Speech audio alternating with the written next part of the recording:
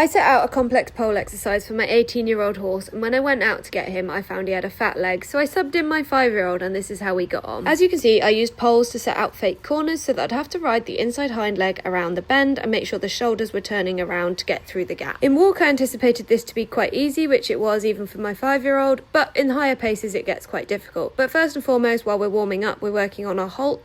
She's not great at this as a forward-going little horse who wants to get on with things, but I felt like we really made some good progress, and this one was a lot better. After a good 10-minute walk warm-up, we moved on to trotting, and I wanted to do a little bit of work on her bending and circles, so I sort of used the gap between my two fake corners as a nice little circle area. It's not easy when you do all your schooling on a hill, but we made the best of it anyway. And honestly, I haven't done much schooling with this horse asking her to be in any kind of frame, but she just has this beautiful natural tendency to be in that lovely round position. I'm not asking her to be there, and I have to say on this left rein, she sucks back a little, so I would like her to take the contact a little bit more forward, but it's such a nice starting point to be in. Also, just to reiterate, she has never worn any kind of training aids. This has entirely been achieved within handwork, groundwork, and just the fact that she has fabulous conformation, which makes it easy for her to be here. But let me know in the comments, do you think we're ready to start going out and doing some little baby dressage tests? Because I think it's pretty well on our horizon now. Anyway, onto the corners in trot, and she handled this honestly so much better than I was ever expecting.